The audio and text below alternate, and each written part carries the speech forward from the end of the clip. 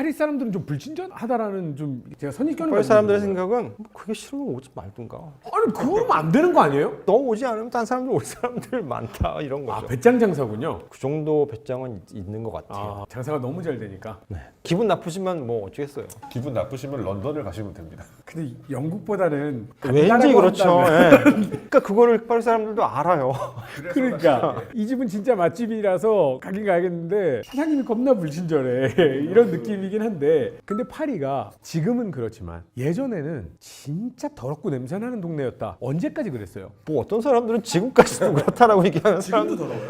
아니 왜 그 일본 젊은 여성들이 그 파리에 대한 환상을 갖고 있다가 막상 파리에 가고서 그 실망하고 그 지저분한 거리와 그 지하철의 냄새를 보면서 그 실망한 거를 갖고 용어를 만들어서 파리 신드롬 뭐 이렇게 부르더라고요. 근데 이제 진짜 더러웠던 시기가 뭐 있었죠. 중세에서 17세기, 18세기까지만 해도 파리는 인구가 많아지면서 하수 시설이 제대로 안 돼 있었기 때문에 물론 완전히 없는 건 아니었어요. 중세 시대에도 로마 제국이 오늘날의 이제 프랑스 지역 갈리아 지방을 정복했을 때 파리시에 살았었는데 거기에는 하수 시설이 있었거든요. 지금 소르본 밑에 보면 클리니 수도원이 있는데 그 지하에 보면 그 로마 시대에 만든 하수 시설이 남아 있거든요. 근데 18세기면 전 세계를 호령하던 때 아닌가요? 그렇죠. 그 다음에 한참 이제 중세에 와서 이제 파리시가 조금씩 조금씩 커져요. 처음에는 이제 시테섬이라고 하는 작은 섬에 있다가 이제 강 북쪽으로 올라가서 저희 지금 루브르 박물관 서쪽 끝 사실 이게 12세기, 13세기까지만 해도 파리시 경계가 거기였어요. 그러니까 루브르라고 하는 이 박물관의 외벽은 지금은 도시 한가운데에 있는 이제 왕이 살던 성으로 알려져 있지만 한때는 그게 시의 경계였던 때가 있었거든요. 그러니까 파리시가 조그만했어요, 되게.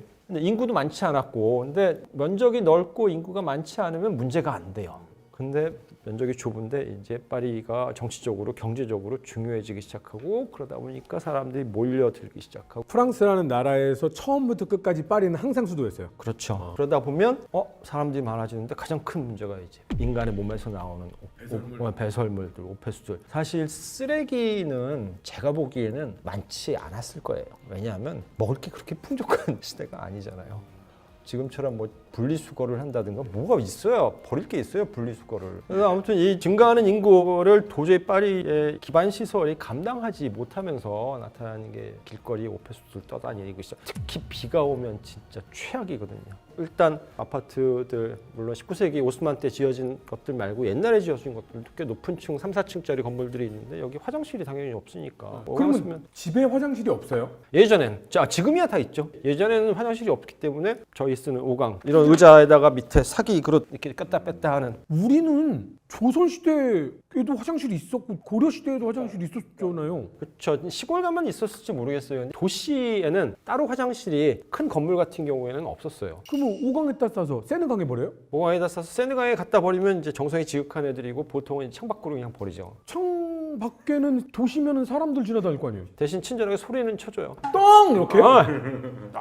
똥 하고 그러면 이제 지나가면서 싹 피하기도 하고 망토를 이제 쓰고 있다가 탁 가리기도. 망토로 막는다고요? 그러니까 그 위생관념이 지금은 정말 깨끗해진 거예요. 사실 위생관념 때문에 인간의 몸이 더 허약해졌다는 사람들도 사실 있거든요. 그러면요. 중세 유럽인들이 망토와 모자와 우산을 갖고 다닌 이유가 똥 막으려고 그런 거예요? 누군가가 그렇게 해석을 하더라고요. 그러니까 귀부인하고 같이 가고 있는데 그래서 갑자기 창문이 낑 열리는 소리를 들으면서 똥 그러면 피하거나 피하더라도 이게 땅바닥에 추락해서 철퍼덕 칠 수도 있잖아. 그러면 이제 가려야 되니까. 그래서 망토를 입기 시작했다라고 이야기하는 사람들도 있고 그 다음에 최악이 뭐냐면 이제 마차하고 말이 다니니까 뭘 있지? 비가 오면 그래서 이제 콜레라가 주기적으로 창궐을 하는 거예요. 도시는 위생 상태가 되게 안 좋고 그 유명한 영화인데 향수라고 하는 영화가 있었을 거예요. 거기에 보면 파리의 옛날 모습 나오는데 어시장들 있거든요. 생선들 막 냉장고도 없고 얼음도 없는 데서 생선 썩는 비린내, 썩는 냄새, 생선 내장 그냥 막 갖다 버리고 그걸 한꺼번에 모아서 뭐 도시 외곽으로 처리하면 상관없는데 그냥 물에 씻어서 샌드강으로. 그러니까 샌드강이 지금은 많이 깨끗해졌지만 예전에는 진짜 더러운 강이었을 거예요. 아마. 그러다가 이제 꼴을 보다 못하고 나폴레옹 3세 때 나폴레옹 3세가 이제 오스만 남작이라는 친구를 임명해서 네가 한번 해봐. 싹 가라. 없죠. 일단 좁은 길 다 없애고 헐어요 진짜. 건물을 헐고 대로 만들고. 근데 거기에 살던 사람들은 어디로 가냐면 이제 저쪽 18구 파리 외곽 지역으로 쫓겨나고. 그러면 우리나라 재개발할 때처럼 그때 네. 막 우리나라 왜 달동네 예, 그렇죠. 예. 그래서 다 쫓겨나고 대신 대로 만들고 원칙이 있어요. 길을 만들면 좌측과 우측의 건물 높이가 같아야 한다. 오스만식 건물들 보면 되게 모양새가 다 비슷비슷하거든요. 근데 그런 통일감이 오늘날의 관광객들에게 와 근사하다, 되게 안정감 있다, 뭐 이런 심리적인 영향을 주는 거죠. 그 다음에 도로 하나가 끝나면 반드시 뭐가 딱 보이게 만들어요. 예? 무슨 기념비라든가 누구의 작은 조각상이라든가. 그래서 한 도로가 끝나면 이렇게 교차로가 있으면 교차로 한쪽 구석에 뭐 예를 들어서 몰리에르의 조각상을 만들어 놓는다든가 아니면 뭐 왕의 기마상을 세워 놓는다든가 이런 식으로 해서 볼만한 거에 길 끝날 때 뭐 나오고 돌아서 쭉 가다 보면 또 뭐 하나 이렇게 나오게끔 도시 설계를 하고, 그러면서 이제 중요한 게 상수와 하수 시설을 대대적으로 보완하죠. 사실 서양 사람들 보면 예전에는 동양이 훨씬 살기가 좋았던 것 같아요. 아 그래요? 일단 저희는 인부는 비료를 쓰기 위해서 따로 어쨌든 그렇죠, 말씀하셨듯이 뒷간에서 모아가서 농사에 썼잖아. 그렇죠. 근데 그러면 한 통에다 모아서 대도시 같은 경우에는 별로 그게 한편으로는 사실 도시 규모의 차이 때문에 벌어지는 일일 수 있을 것 같아요. 도시가 이제 워낙 파리는 중세시대 이후가 되면 워낙 커지니까 근데 이 도시에서 어떤 사람의 분뇨를 사용할 곳이 없다 보니까 도시에서는 화장실은 제일 빨리 발견된 데가 사실 이 한국하고 일본이거든요. 특히 이제 아예 일본은 아예 토일렛 아키올로지라고 해가지고요. 화장실을 발굴을 해서 거기서 나온 인본으로 사람들의 그 뭘 먹었는지까지도 밝히는 게 있거든요.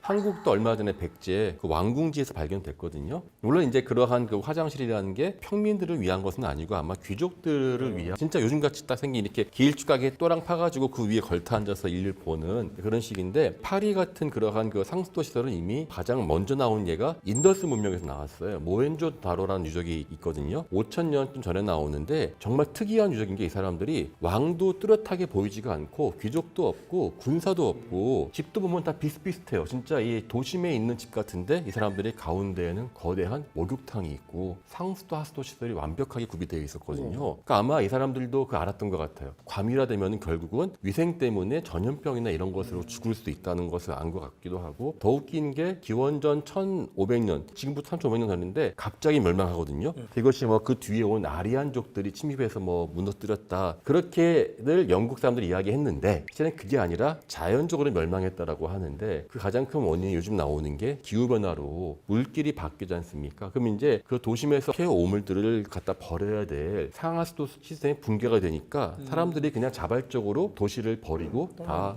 도망갔다. 예, 그러니까 이게 어떻게 본다면은 파리같이 그렇게 어떤 사람들이 막 고통받을 정도로 하지 않고 그 전에 미리 도망갈 정도로, 어떻게 본다면 상하도 시설은 그 인더스 문명의 필수였던 것 같아요. 그러니까 사실 이집트는 상하수도 시설이 굉장히 대규모로 확인되는 사례는 그렇게 많지 않아요. 그 이유는 두 가지인데, 이집트는 일단 첫 번째로는 취락이 도시 형태로 막 대규모로 발전하지가 않아요. 그러니까 보통 그런 시설이 있다고 하더라도 그냥 소규모로 이제 만들어졌을 것이고, 또 이집트는 취락들은 거의 대부분 다 강가에 만들어지거든요. 그렇기 때문에 굳이 그런 시설이 없어도 강이랑 인접해 있기 때문에 그 강을 사용할 수가 있었죠. 근데 이집트에서 한 가지 굉장히 특수한 어떤 그 취락이 나타나는 사례가 있는데, 요거는 이제 그 텔 엘 아마르나라고 하는 지역에서 아주 일시적으로 한 20년 정도 집중적으로만 사용되었었던 그 도시 유적이 있어요. 아케나텐이라고 하는 파라오가 수도를 이전하면서 새롭게 지은 도시인데, 여기에서는 놀랍게도 물론 귀족들의 집이에요. 집 내부에 수세식 화장실도 설치가 됩니다. 수세식 화장실이요?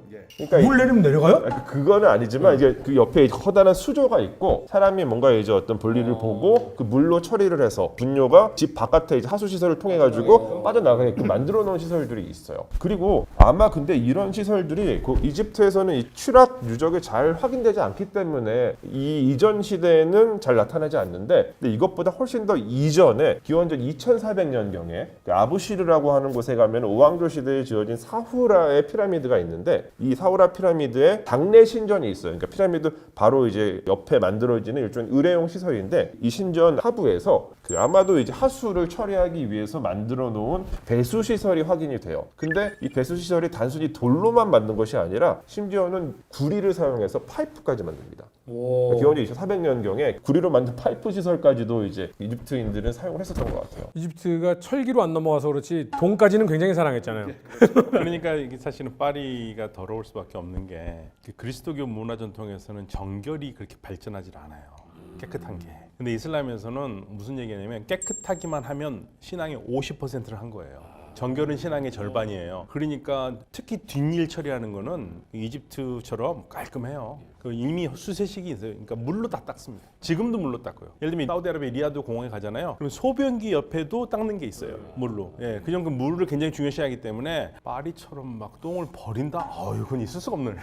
분변을 버리는 게 아니라 재활용을 해야 되지 않습니까? 그게 또 우리나라 같은 경우는 두만강 유역이랑 연해주 쪽에 있는 음루족, 그러니까 말갈족의 이제 그 선조가 됐는데요. 음루들은 어떻게 했냐면은 화장실을 다 집 안에서 봐요. 그래서 그걸 다 모아놔요. 왜냐면은 이제 그 음루는 워낙 추운 데 살기 때문에 땅속 깊숙하게 이제 1m 이상, 1.5m 정도 되는 데까지 들어가거든요. 그러면은 거기서 이제 소변을 모아가지고 따로 이제 가죽 무도제를 한다든지 아니면 살균제를 쓰기도 하고요. 실제로 최근에 17세기 러시아 선원들이 캄차카 반도에 그 음루인들과 비슷한 사람들의 원주민들의 집을 들어갔는데 집안이 너무 냄새가 심해서 골치가 아파가지고 뭐 눈을 뜰 수 없을 정도로 아주 최악이었다. 근데 사실 뭐 러시아도 그렇게 위생적이지 않은 나라였는데 그랬나 봐요. 원래 냄새가 가장 빠르게 예민하지만 가장 적응이 빠른 뭐 기관이라고 하지 않습니까? 아무튼 파리가 하수도 정비하기 시작한 건 1830년대. 1830년대만 해도 파리시의 하수도 총연장이 한 14km 정도밖에는 안 되는데 한 20년 사이에 거의 145km 정도로 이제 쫙 늘어나고 레미제라블이라고 하는 소설에 보면 왜 장발장이 하수구를 통해서 막 도망다니는 장면 나오잖아요. 이제 그게 가능한 게 그때 이제 1820년부터 시멘트라고 하는 재료가 사용되기 시작해서 중세 시대에 지어진 하수구는 이제 되게 좁고 사람 네모만한 모양이었는데 타원형 달걀 모양의 하수구가 만들어지기 시작하고 그러니까 아치형으로 만들 수 그렇죠. 있는 아치형으로 거죠. 예. 만들고 사람이 지나갈 수 있게끔 높이를 굉장히 큰 하수도가 그렇죠. 우리 흔히 생각하는 게 그때 만들어진 거네요. 예. 근데 이걸 총지휘한 사람이 이제 오스만이 직접 한 건 아니고 오스만 지사가 상하수도 시설 다시 설계해라. 그래서 유젠 벨그랑이라고 하는 인물을 임명하고 네가 이제 상하수 관리 책임자다라고 해서 이 친구가 전체적으로 다 작업. 지금의 대한민국을 보면요, 상하수도 할 때 보면 파이프를 흔히 연상을 하잖아요. 근데 그 프랑스나 이런 유럽의 그 상하수도를 연상하라고 하면 진짜 무슨 지하철 다닐 것 같은 느낌의 그 상하수도잖아요. 지금도 다 들어갈 수 있어요. 왜 그렇게 크게 만들어요? 일단 준설해야 하니까. 주기적으로 파내야 되니까. 온갖 것들 왜 그 파리 여행하시다 보면 아침에 도로 청소하는 거 혹시 보신 적 있으세요? 파리 도로가 보도가 이렇게 있으면 가운데 이제 차다니는 도로가 이렇게 생겼어요. 가운데가 높고 사이드가 낮고 그러면 일정한 간격을 두고 하수구가 이렇게 있어요. 그러면 청소차가 쭉 지나면 물을 뿌려요. 다 글로 쏟아 그럼 버려버려요? 다 쏟아 내려가는 거예요. 그럼 이제 그 한쪽에서 그걸 거르기도 하는데 이게 결국 쌓이거든요, 하수구에 바닥에. 그럼 주기적으로 사람들이 내려가서 청소하고. 그러니까 모든 걸 다 일단 밑으로 떨군 다음에 밑에서 청소를 하는 느낌이에요? 되게 재미나서 그 관광 코스로도 사람들 이용하기도 하고. 그 밑에 들어가요? 네, 들어갈 수 있어요. 관광객들도 일부 구간은 들어가서 개방하기도 하고. 파리에도 또 카타콤도 되게 유명한 관광 코스인데 지하 무덤. 파리에도 지하 무덤이 있거든요. 그래요? 네.